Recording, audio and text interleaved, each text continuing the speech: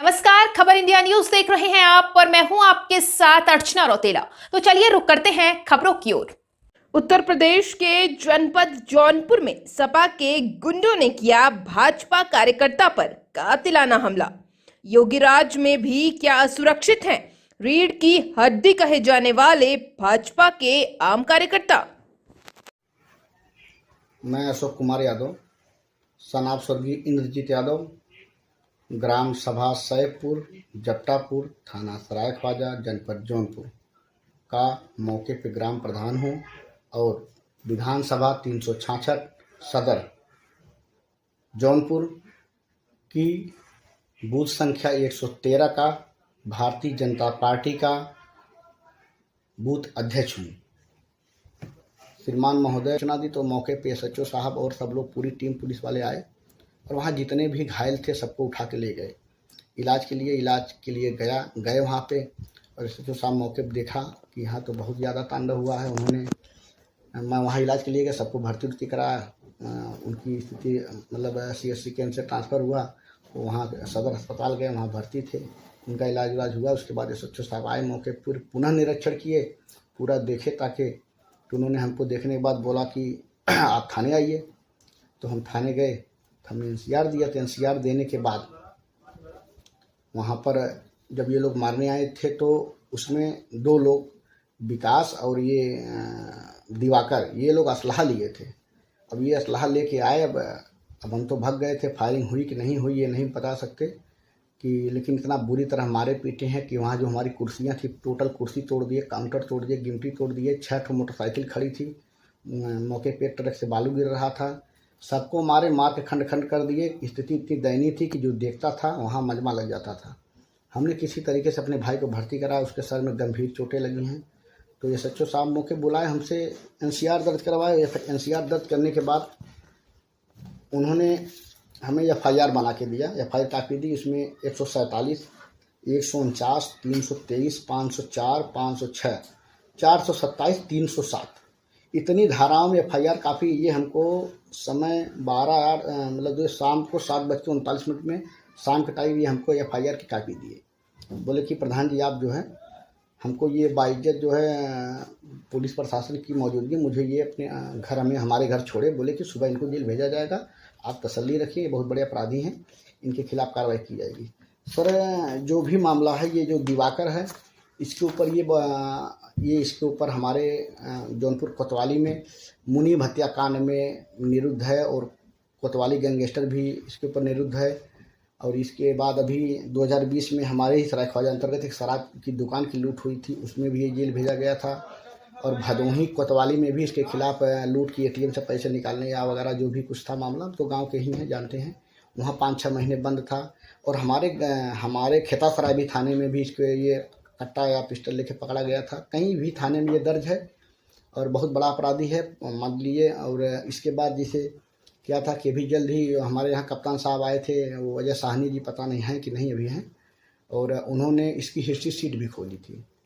तो पुलिस आती थी, मैं प्रधान था तो मुझे जानकारी थोड़ी बहुत होती थी कि ये हिस्ट्री शीट खोली गई, देवकरा कैसा क्या करता है, इधर उधर रहता, भाग फिर के रहता। तो हमने कहा भाई गाँव का मामला है, आप उसके घर जाइए, पता कर लीजिए। बहुत ज़्यादा मतलब नहीं रखते थे क्योंकि भाई हम उतने मान लीजिए अपने बिजनेसमैन आदमी अपने काम से काम रखते थे।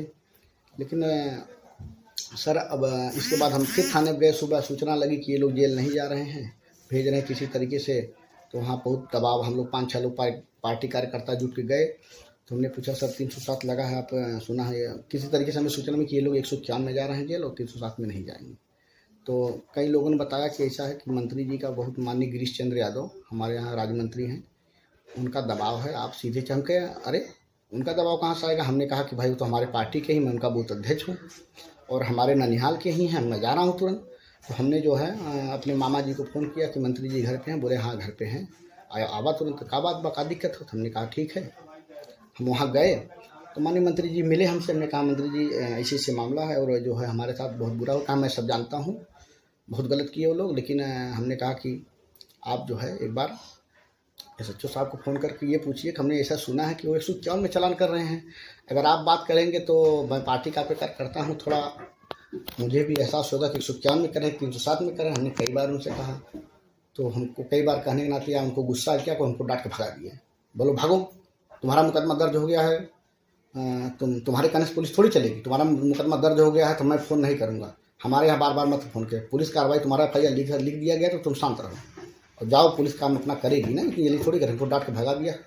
सर, मैं पार्टी का बूथ अध्यक्ष हूँ, मुझे बहुत ही तकलीफ़ है कि हमारे ही पार्टी के, भारतीय जनता पार्टी के और माननीय बाबा जी, मुख्यमंत्री जी, अमित शाह जी, हमारे पार्टी के बड़े बड़े शीर्ष नेताओं ने हमको चुनाव के समय कहा था कि हमारा जो बूथ अध्यक्ष हमारी मेन रीढ़ है।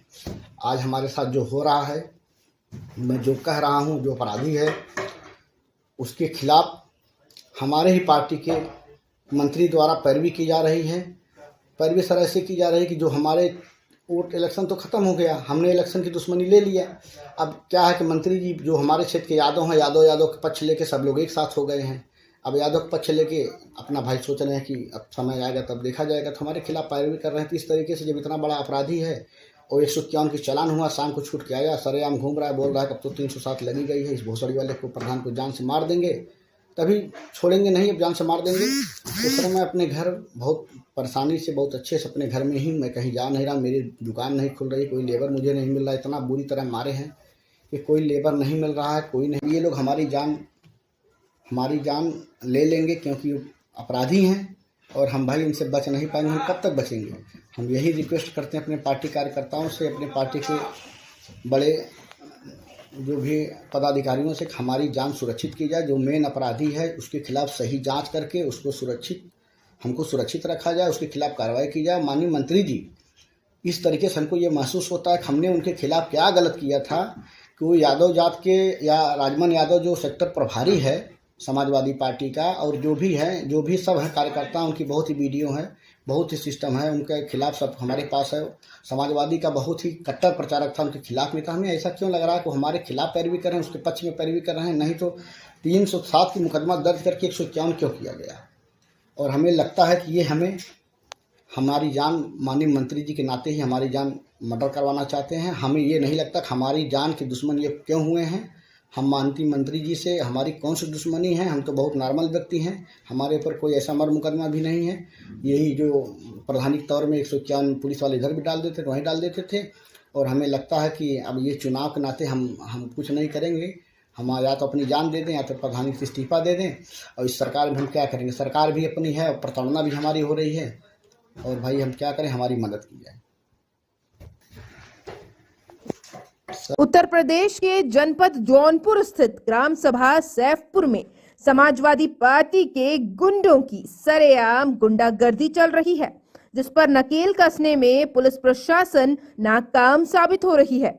आपको बता दें कि गत शुक्रवार को दिन दहाड़े समाजवादी पार्टी के सेक्टर संयोजक राजमन यादव और उनके समर्थक दिवाकर, विकास, विशाल व ज्ञान के द्वारा वर्तमान भाजपा के बूथ अध्यक्ष व ग्राम प्रधान अशोक कुमार यादव उर्फ डब्लू और उसके भाई तथा उक्त स्थल पर मौजूद लोगों पर पुरानी रंजिश को लेकर कातिलाना हमला कर दिया गया, जिसमें अशोक यादव तो अपनी जान बचाकर भाग गए, लेकिन उनके भाई और वहां मौजूद 3 लोग हमले में गंभीर रूप से घायल हो गए हैं, जिनका इलाज सदर अस्पताल जौनपुर में चल रहा है। पुलिस प्रशासन ने तत्परता दिखाते हुए हमलावरों पर विभिन्न धाराओं के तहत मुकदमा दर्ज कर लिया।